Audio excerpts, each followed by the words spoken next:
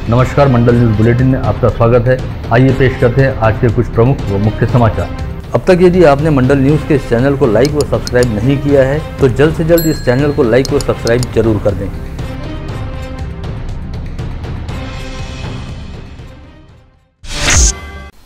आगामी फरवरी मार्च माह के दौरान अमरावती सहित राज्य की कई महानगर पालिकाओं के चुनाव होने जा रहे हैं। इस चुनाव के लिए यद्यपि वर्ष 2011 में हुई जनगणना को आधार माना जा रहा है, क्योंकि वर्ष 2021 के लिए कोविड संक्रमण के चलते जनगणना ही नहीं हुई। ऐसे में विगत 10 वर्षों के दौरान जनगणना में हुई प्राकृतिक वृद्धि के मद्देनजर राज्य सरकार द्वारा सभी महानगर पालिकाओं की सदस्य संख्या में 10% का इजाफा करने का तत्वतः निर्णय लिया गया है, जिसे लेकर मुंबई में चल रही राज्य मंत्रिमंडल की बैठक में विचार विमर्श जारी है। वहीं हमारे मुंबई संवाददाता के मुताबिक यह विषय प्री कैबिनेट में भी रखा गया था, जिसे मंजूरी देते हुए कैबिनेट के पास भेजा गया। ऐसे में यह साफ है कि अमरावती महानगर पालिका में कम से कम 10 नए वार्ड बनने जा रहे हैं। अमरावती महानगर पालिका की मौजूदा सदस्य संख्या 87 है। ऐसे में 10% वृद्धि के हिसाब से स्वाभाविक तौर पर 9 नए वार्डों का बढ़ाया जाना तो तय है। यदि ऐसा होता है तो मनपा की सदस्य संख्या बढ़कर 96 हो जाएगी, लेकिन पता चला है कि अमरावती मनपा में कम से कम 10 नए वार्ड बनाए जाएंगे। साथ ही यह संख्या इससे 1 या 2 से अधिक भी हो सकती है। ऐसे में यह भी तय है कि अमरावती मनपा की नई सदस्य संख्या 96 से 100 के बीच हो सकती है। चूंकि आगामी मनपा चुनाव 3 सदस्यीय प्रभाग रचना के तहत होने जा रहा है, ऐसे में यह भी हो सकता है कि नई सदस्य संख्या को 99 रखते हुए 3 सदस्य संख्या रहने वाले 33 प्रभाग तैयार किए जाएंगे। हालांकि इसे लेकर अंतिम फैसला राज्य मंत्रिमंडल की बैठक में होगा, जिसकी ओर फिलहाल सभी की निगाहें लगी हुई है। आगामी दीपावली के पर्व को ध्यान में रखते हुए राज्य की शालेय शिक्षा मंत्री वर्षा गायकवाड़ द्वारा महाराष्ट्र राज्य माध्यमिक व उच्च माध्यमिक शिक्षा मंडल से संलग्नित शालाओं के लिए दीपावली की छुट्टियां घोषित की गई हैं, जो कल 28 अक्टूबर से 10 नवंबर तक चलेंगी। 14 दिन हेतु दीपावली का अवकाश घोषित करते हुए शालेय शिक्षा मंत्री वर्षा गायकवाड़ ने कहा कि इस दौरान शालाओं द्वारा करवाई जाने वाली ऑनलाइन पढ़ाई भी बंद रहेगी। राज्य सामयिक परीक्षा सेल यानी सीईटी की ओर से ली गई एमएसटी सीईटी परीक्षा का परिणाम आज शाम 7 बजे घोषित कर दिया गया। इस परीक्षा परिणाम को घोषित किए जाने को लेकर राज्य के उच्च व तंत्र शिक्षा मंत्री उदय सामंत द्वारा शाम करीब 5:30 बजे के आसपास ट्विटर के जरिए घोषणा की गई थी, जिसके पश्चात शाम 7 बजे सीईटी की अधिकृत वेबसाइट पर पीसीबी व पीसीएम ग्रुप की परीक्षाओं के परिणाम घोषित किए गए। इन परीक्षाओं के परिणाम के आधार पर बीटेक व बीआर पाठ्यक्रमों के प्रवेश निश्चित किए जाएंगे। गत रोज मनपा के सुदाम काका देशमुख सभागार में बुलाई गई स्थायी समिति की बैठक में एक बार फिर शहर में अनधिकृत तौर पर लगाए गए मोबाइल टावरों का मुद्दा गूंजा। स्थायी समिति सदस्य पार्षद प्रदीप हिवसे इस मुद्दे को लेकर काफी संतप्त दिखाई दिए। साथ ही स्थायी समिति सभापति सचिन रासने द्वारा भी इस मामले में प्रशासन की ढुलमुल नीति को लेकर नाराजगी जताई गई। करीब 1 माह पहले स्थायी की बैठक में मोबाइल टावर का मुद्दा पार्षद प्रदीप हिवसे ने उपस्थित किया था, जिसके बाद सभापति रासने ने 1 सप्ताह के भीतर मनपा क्षेत्र में स्थापित मोबाइल टावर की सूची प्रस्तुत करने के निर्देश दिए थे, लेकिन संबंधित विभाग द्वारा इसकी काफी हद तक देखी की गई और इससे संबंधित कोई पुख्ता सूची स्थायी समिति के समक्ष पेश नहीं की गई। ऐसे में टालमटोल की नीति अपनाए जाने की वजह से स्थायी समिति की बैठक में यह मुद्दा गर्मा गया। विगत कुछ दिनों से पेट्रोल व डीजल के दामों में लगातार उछाल जारी है और अब पेट्रोल 115 रुपए के स्तर को पार करते हुए 115 रुपए 28 पैसे प्रति लीटर के स्तर पर जा पहुंचा है। वहीं बुधवार को डीजल की दरें 106 रुपए 27 पैसे प्रति लीटर के स्तर पर रही। पेट्रोल व डीजल की दरों में विगत कुछ दिनों से लगातार हो रही वृद्धि अब बेतहाशा रफ्तार पकड़ चुकी है, जिसके चलते आम लोगों का मासिक बजट गड़बड़ाने लगा है। साथ ही इस दर वृद्धि की वजह से एन दीपावली पर्व के मुहाने पर महंगाई भी आसमान छू रही है, क्योंकि परिवहन क्षेत्र में लागत बढ़ जाने के चलते सभी जीवनावश्यक वस्तुओं के दाम बढ़ गए हैं। ईंधन दर वृद्धि से शुरू हुई महंगाई ने अब धीरे धीरे अन्य वस्तुओं को भी अपने दायरे में लेना शुरू कर दिया है और किसी जमाने में 50 पैसे की कीमत पर मिलने वाली माचिस की डिब्बी अब आगामी 1 दिसंबर से 2 रुपए में मिला करेगी। यानी अब माचिस से चूल्हा जलाना भी 4 गुना अधिक महंगा हो जाएगा। विगत दिनों अमरावती जिले के दौरे पर आए केंद्रीय भूतल परिवहन व सड़क निर्माण मंत्री नितिन गडकरी ने धानौरा गुरो से पापल वाढोना के बीच सड़क निर्माण हेतु 20 करोड़ रुपए की निधि को मंजूरी देने की घोषणा की। इस सड़क के निर्माण हेतु निधि दिए जाने की मांग को लेकर क्षेत्र के विधायक प्रताप अड़सड़ विगत लंबे समय से प्रयासरत थे। वहीं केंद्रीय मंत्री नितिन गडकरी द्वारा निधि को मंजूरी दिए जाने की घोषणा किए जाते ही विधायक प्रताप अड़सड़ ने केंद्रीय मंत्री गडकरी के प्रति आभार ज्ञापित किया है। 5 दिवसीय दीपोत्सव यानी दीपावली का पर्व शुरू होने में अब महज कुछ दिनों का समय शेष बचा हुआ है। ऐसे में सभी घरों में साफ सफाई व रंगाई पुताई का दौर शुरू हो गया है। साथ ही घरों की साज सज्जा को लेकर भी जमकर तैयारियां की जा रही हैं। इसके अलावा दीपावली वाले दिन व्यक्तिगत साज श्रृंगार कैसा रहेगा, इसे लेकर भी हर कोई विशेष तौर पर ध्यान दे रहा है। ऐसे में बाजार में कपड़े लत्ते व जेवरात के साथ साथ अन्य सभी साहित्य की खरीदारी का जमकर दौर चल रहा है, जिसकी वजह से इन दिनों बाजार पूरी तरह से गुलजार दिखाई दे रहा है। लंबे समय बाद सराफा व बर्तन बाजार में पुरानी चमक दिखाई दे रही है। वहीं कपड़ा बाजार भी पूरी तरह से सजा धजा दिखाई दे रहा है। इसके अलावा पेंट हाउस व हार्डवेयर की दुकानों सहित श्रृंगार गृहों व इमिटेशन ज्वेलरी शॉप्स पर भी अच्छी खासी ग्राहकी का दौर चल रहा है। शहर के ख्यातनाम सामाजिक कार्यकर्ता व शिवसेना नेता स्वर्गीय सोमेश्वर पुसदकर की जयंती उपलक्ष्य में कल गुरुवार 28 अक्टूबर को श्री हनुमान व्यायाम प्रसारक मंडल के ऑडिटोरियम हॉल का नामकरण स्वर्गीय सोमेश्वर पुसदकर सभागृह किया जा रहा है। कल सुबह 11 बजे इसी सभागार में आयोजित कार्यक्रम के दौरान पूर्व विधायक बीटी देशमुख व हनुमान व्यायाम प्रसारक मंडल के प्रधान सचिव पद्मश्री प्रभाकर राव वैद्य के प्रमुख उपस्थिति में इस सभागार का नामकरण किया जाएगा। विद्यापीठ व महाविद्यालय के शिक्षकेतर कर्मचारियों की संयुक्त कृति समिति द्वारा यहां बुलाई गई पत्रकार परिषद में कहा गया कि उच्च व तंत्र शिक्षा विभाग के अधीन कार्यरत अकृषि विद्यापीठों व संलग्नित महाविद्यालयों की आस्थापनाओं में कार्यरत शिक्षकेतर कर्मचारियों को लंबे समय तक सेवा में रहने के बावजूद पदोन्नति के अवसर नहीं मिलते और इस संदर्भ में वेतन आयोग की ओर से आश्वासित प्रगति योजना की भी अनदेखी की जा रही है। साथ ही 7वें वेतन आयोग की राशि भी विगत लंबे समय से बकाया है। ऐसी तमाम प्रलंबित मांगों को लेकर राज्य स्तरीय महाराष्ट्र राज्य महाविद्यालयीन व विद्यापीठीय सेवक संयुक्त कृति समिति द्वारा आगामी 22 नवंबर को एक दिवसीय सांकेतिक हड़ताल की जाएगी। साथ ही दिसंबर माह के दौरान नागपुर में होने जा रहे राज्य विधानमंडल के शीत सत्र के समय मोर्चा निकालकर सरकार को निवेदन दिया जाएगा।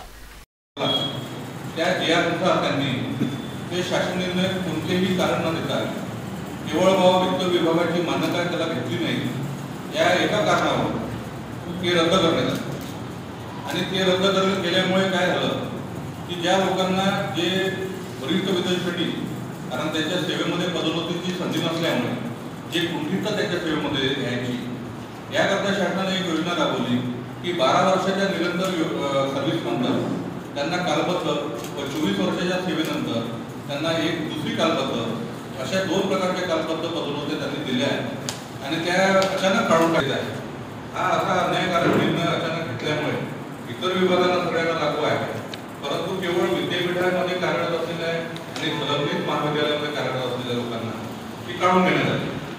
तर या निर्णयाच्या संदर्भामध्ये आम्ही स्थानीय विधायक सुलभा खोड़के के हाथों आज शहर के ज्ञानेश्वर कॉलोनी व पराग टाउनशिप में 23,20,000 रुपए की निधि के विकास कामों का लोकार्पण किया गया। इस अवसर पर संबंधित परिसरों के नागरिक बड़ी संख्या में उपस्थित थे। इत्तेहाद मिल्लत फाउंडेशन की अगुवाई में मुस्लिम समाज के गणमान्यों द्वारा शहर पुलिस आयुक्त डॉक्टर आरती सिंह से मुलाकात करते हुए कहा गया कि इन दिनों सोशल मीडिया पर मुस्लिम समाज को लेकर काफी बेहूदी व आपत्तिजनक टिप्पणियां की जा रही हैं और शहर के शांतिपूर्ण माहौल को खराब करने का प्रयास भी किया जा रहा है। इस तरह का प्रयास करने वाले लोगों के खिलाफ पुलिस प्रशासन द्वारा आवश्यक कदम उठाते हुए कार्रवाई की जाए। भारतीय जनता पार्टी के शहराध्यक्ष किरण पातुरकर द्वारा जिलाधीश को सौंपे गए ज्ञापन में कहा गया कि अमरावती में विगत 35 वर्षों से सरकारी मेडिकल कॉलेज शुरू किए जाने की मांग की जा रही है और इसे लेकर कृति समिति द्वारा वर्ष 2016 से आंदोलन भी किए जा रहे हैं। ऐसे में जनभावना का आदर करते हुए प्रशासन एवं राज्य सरकार द्वारा अमरावती में सरकारी मेडिकल कॉलेज स्थापित करने हेतु केंद्र सरकार व इंडियन मेडिकल काउंसिल के पास 15 दिसंबर से पहले प्रस्ताव भेजा जाए। साथ ही बजट में अमरावती के सरकारी मेडिकल कॉलेज हेतु निधि मंजूर करते हुए आगामी शैक्षणिक सत्र से अमरावती में सरकारी मेडिकल कॉलेज शुरू हो, इसे लेकर तमाम आवश्यक प्रयास किए जाएं। अमरावतीमध्ये शासकीय मेडिकल कॉलेज झालं पाहिजे म्हणून आंदोलन सुरू आहे आणि या आंदोलनामध्ये ज्या कागदपत्रांची किंवा ज्या गोष्टींची पूर्तता करणं आवश्यक आहे ती सगळी पूर्तता कृती समितीने केलेली आहे। देवेंद्र फडणवीस सरकारने विधान परिषदेमध्ये अमरावतीला मेडिकल कॉलेज देऊ म्हणून घोषणासुद्धा केली। सरकार बदललं, नवीन सरकार आलं। 2020च्या बजेटमध्ये उपमुख्यमंत्री अर्थमंत्री अजित पवार साहेब यांनी सुद्धा घोषणा केली की महाराष्ट्रात 4 ठिकाणी आम्ही मेडिकल कॉलेज देऊ, अमरावती, सातारा, उस्मानाबाद आणि नंदुरबार, आणि प्रायोरिटीवर देऊ म्हणून सांगितलं। 2021च्या बजेटमध्ये त्यांनी नंदुरबार, सातारा, उस्मानाबादला पैसे दिले। सिंधुदुर्गचं नाव नव्हतं, पण सिंधुदुर्ग जिल्ह्याला 100 कोटी देऊन डीनची नियुक्ती करून पद भरण्याची सुद्धा मान्यता दिली। 4 ठिकाणी मेडिकल कॉलेज सुरू करण्याची मान्यता मिळाली, परंतु अमरावती प्रायोरिटीवर असताना अमरावतीला मात्र पैसे दिलेले नाहीत। अमरावतीसाठी IMAला त्यांनी अर्ज केला नाही। हा अमरावतीवर आणि विदर्भावर अन्याय आहे। हा अन्याय दूर करण्याची गरज आहे। आता या पुढच्या शैक्षणिक वर्षामध्ये अमरावतीला शासकीय मेडिकल कॉलेज चालू व्हावं यासाठी आवश्यक त्या सर्व सुविधा आहेत। फक्त सरकारने डिसेंबरच्या आधी केंद्र सरकारकडे म्हणजे इंडियन मेडिकल काउन्सिलकडे अर्ज करण्याची गरज आहे आणि बजेटमध्ये निधी मंजूर करण्याची गरज आहे। या जर 2 गोष्टी केल्या, तिसरा आहे डीनची नियुक्ती आणि पदांची भरती, ह्या जर 3 गोष्टी केल्या तर अमरावतीमध्ये पुढच्या 2022च्या शैक्षणिक वर्षामध्ये गव्हर्नमेंट मेडिकल कॉलेजचा प्रवेश चालू होऊ शकतो आणि कॉलेज सुरू होऊ शकतं। त्यासाठी भारतीय जनता पार्टीने आज सरकारच्या लक्षात यावं म्हणून एक निवेदन कलेक्टरच्या मार्फत दिलं आहे या निवेदनाचा असर काही झाला नाही तर आम्ही पुढच्या आठवड्यात निदर्शनं करणार आहोत आणि त्याचाही काही परिणाम नाही झाला तर हजारोच्या संख्येने लोकांना आम्ही रस्त्यावर उतरल्याशिवाय राहणार नाही आणि कोणत्याही परिस्थितीत गव्हर्नमेंट मेडिकल कॉलेज अमरावतीला होईपर्यंत आम्ही शांत बसणार नाही। विगत अनेक दिनों से अमरावती शहर में व्याप्त समस्याओं को लेकर महाराष्ट्र नवनिर्माण सेना द्वारा मनपा प्रशासन को ज्ञापन व निवेदन सौंपे जा रहे हैं, किंतु मनपा द्वारा इन समस्याओं की ओर कोई ध्यान नहीं दिया जा रहा। इससे संतप्त होकर मनसे की शहर इकाई द्वारा आक्रोश व्यक्त करते हुए आज मनपा मुख्यालय पर ताला ठोक दिया गया। इस समय मनपा के खिलाफ जमकर धरना प्रदर्शन करते हुए नारेबाजी भी की गई और आरोप लगाया कि मनपा प्रशासन द्वारा जनभावनाओं व जन समस्याओं की अनदेखी की जा रही है, जिसे बर्दाश्त नहीं किया जाएगा। महानगरपालिका आयुक्तांना साफसफाई व शहरातील रोडसाठी कित्येक वेळा आम्ही निवेदन दिले। आता शहरातला इरविन चौक ते बियाणी चौकपर्यंत रोड जो शहरातला एकदम पॉश महत्त्वाचा रोड आहे, त्याच्या रोडची म्हणजे सँक्शन झालं असून ना सुद्धा तिथं डागडुगी चालू आहे, फक्त डागडुगी चालू आहे। ते एक पावसात उतरून जाणार आहे। राजापेठचा उड्डाण पूल पहा, राजापेठचा उड्डाण पूलसाठी नुसतं उद्घाटनासाठी त्यांची मरमर होती। कोण करते काय करते आणि तळकाबळकी तो उड्डाण पूल त्यांनी उद्घाटन करून टाकला। त्या इंजिनियर जो आहे तो रोड बनवणारा खड्डे पा किती झाले त्या रोडवर, त्या उड्डाण पूलच्या रोडवर, त्याला आणून 2 फटके मारायला पाहिजे त्या अधिकाऱ्याला। असे कित्येक पूर्ण शहरातलं आणि साफसफाईचा मुद्दा एकाच ठेकेदाराला ठेका देते किती 15 वर्ष 20 वर्षापासून त्या पूजा कन्स्ट्रक्शनला पूर्ण घोळ आहे त्याच्यात। त्यासाठीच आम्ही कित्येक वेळा महानगरपालिका आयुक्त साहेबांना निवेदन दिलं। आता काहीच त्यांचं काही नियोजन नाही, त्यासाठी आम्ही आज आंदोलन केलं। याच्यानंतर हे आंदोलन आमचं भयंकर आक्रमक राहील। इतकं सुंदर गाणं गात आपली महानगरपालिकेची गाडी फिरत असते, स्वच्छ अमरावती, सुंदर अमरावती। कुठल्याच बाबतीत फोटोचं तोरण आज आम्ही लावलेलं आहे सगळ्या पताकांचं। बघून घ्या किती स्वच्छ अमरावती आहे। ज्या नेता मॅडम आहे, जे अधिकारी तिथे बसलेले आहे, कोणत्या कॉन्ट्रॅक्टरला तुम्ही काय देतात, काय घासपूस तुमची चालते आणि त्यानुसार आपल्या अमरावतीचं किती स्वच्छ सुंदर रूप दिसत आहे। रस्ते नाले, आताच तुम्हाला संतोष भाऊंनी सांगितल्याप्रमाणे राजापेठचा पूल हा सुद्धा एक व्यवस्थितरित्या काही तयार करण्यात आलेला नाही आहे। ना रस्ते आहे ना नाले आहे आणि कुठून स्वच्छ अमरावती आहे। शेवटी महाराष्ट्र नवनिर्माण सेनेला आपलं आंदोलनात्मक रूप 10 वेळा निवेदनं देऊन झाले। त्या निवेदनावर ना कोणता विषय करण्यात आली, ना कोणती चर्चा आणि ना कोणता त्याच्यात बदल करण्यात आला, ना सुधार करण्यात आला। शेवटी आम्हाला बदल स्वतः करावा लागला, आज आंदोलन करावं लागलं आणि या आंदोलनाच्या रूपामध्ये वेगळ्या याच्यामध्ये राजकमल चौकात आम्ही ठिय्या बसलेलो होतो। जनतेसाठी हा आक्रोश आहे। आता तरी अमरावती स्वच्छ सुंदर गाण्याची सार्थकता त्याच्यात दिसली पाहिजे, हेच आम्हाला मागणं आहे। जय हिंद, जय महाराष्ट्र। विगत 2 दिनों के दौरान अमरावती फसल मंडी में सोयाबीन की बम्पर आवक हुई है। इस दौरान बाजार समिति में करीब 46,000 क्विंटल सोयाबीन की आवक हुई और सोयाबीन को 4,000 से लेकर 4,800 रुपये प्रति क्विंटल के दाम भी मिले। आगामी 10 से 13 नवंबर के बीच उत्तर प्रदेश के नंदिनी नगर में वरिष्ठ समूह फ्री स्टाइल राष्ट्रीय कुश्ती स्पर्धा का आयोजन होने जा रहा है, जिसके लिए महाराष्ट्र की टीम को चुना गया है। इस चयन प्रक्रिया में अमरावती जिला कुश्ती टीम की महिला कुश्ती खिलाड़ी श्वेता संजय सवई ने 57 किलो वजन समूह में सहभाग लिया और इस मुकाबले में जिला कुश्ती टीम को रजत पदक दिलवाया। अपनी विभिन्न प्रलंबित मांगों को लेकर राज्य परिवहन निगम के अमरावती स्थित कर्मचारियों ने विभागीय कार्यालय के सामने बेमियादी अनशन आरंभ किया है। साथ ही चेतावनी दी गई है कि यदि इस अनशन की गंभीरता से दखल नहीं ली जाती तो कल 28 अक्टूबर से राज्य भर के सभी डिपो व यूनिट में कार्यरत कर्मचारियों द्वारा भी अनशन शुरू किया जाएगा। राज्य के चतुर्थ श्रेणी कर्मचारियों ने अपनी प्रलंबित मांगों को लेकर सरकार का ध्यान खींचने के लिए आज राज्य भर में थाली व घंटानाद आंदोलन किया। विद्यापीठ में कार्यरत महिलाओं को न्यूनतम वेतन अधिनियम के तहत वेतन नहीं दिया जा रहा। इसे लेकर प्रहार जनशक्ति पार्टी की ओर से आज कुलगुरु को एक बार फिर निवेदन सौंपा गया। इस दौरान कुलगुरु ने आने वाले 15 दिनों के दौरान नया टेंडर निकालकर महिला सफाई कर्मियों को वेतन बढ़ाकर देने का आश्वासन दिया। चांदू रेलवे तहसील के दानापुर में जाति अन्याय के निषेध में 100 से अधिक लोगों ने स्थलांतरण करने का निर्णय लिया था। इस मामले की निष्पक्ष जांच करने की मांग को लेकर जनाधिकार पार्टी की ओर से जिलाधीश के माध्यम से राज्यपाल को निवेदन भेजा गया। अखिल भारतीय श्री गुरुदेव सेवा मंडल व गुरुकुंज आश्रम संचालक मंडल के अध्यक्ष एवं वरिष्ठ गांधीवादी डॉक्टर SN सुब्बाराव का जयपुर में निधन हो गया। डॉक्टर सुब्बाराव के निधन का समाचार प्राप्त होते ही श्री गुरुदेव सेवा मंडल की उपाध्यक्षा पुष्पा बोंडे, सर्वाधिकारी प्रकाश वाघ व महासचिव जनार्दन बोथे ने शोक प्रकट करते हुए डॉक्टर सुब्बाराव के निधन को गुरुदेव सेवा मंडल के लिए अपूर्णीय क्षति बताया। जिले में आज एक व्यक्ति कोविड संक्रमित पाया गया, वहीं एक व्यक्ति को कोविड मुक्त हो जाने के चलते कोविड अस्पताल से डिस्चार्ज दिया गया। जिले में इस समय कुल 7 एक्टिव पॉजिटिव मरीज हैं, जिनमें मनपा क्षेत्र के 6 व ग्रामीण क्षेत्र के 1 मरीज का समावेश है, जिनमें से 3 मरीजों को कोविड अस्पताल में भर्ती रखा गया है। वहीं मनपा क्षेत्र में 3 व ग्रामीण क्षेत्र में 1 मरीज होम आइसोलेशन में रखे गए हैं। बीते 24 घंटे के दौरान 237 नागरिकों की कोविड टेस्ट की गई, जिसमें से 0.42% की रिपोर्ट पॉजिटिव आई है। वहीं इस समय कोविड संक्रमित मरीजों के कोविड मुक्त होने का प्रमाण 98.33% पर स्थिर है।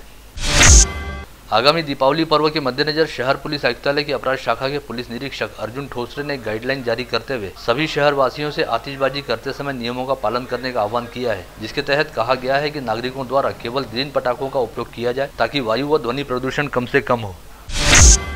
2 दिन पूर्व अकोला की अपराध शाखा की टीम ने 3 मोटरसाइकिल चोरों को अपनी हिरासत में लिया था। वहीं अब अमरावती ग्रामीण की एलसीबी टीम जल्द ही अकोला से इन तीनों दुपहिया चोरों को अपने कब्जे में लेकर पूछताछ करेगी, ताकि उनसे अमरावती के ग्रामीण क्षेत्रों में हुई चोरी की वारदातों को लेकर पूछताछ की जा सके।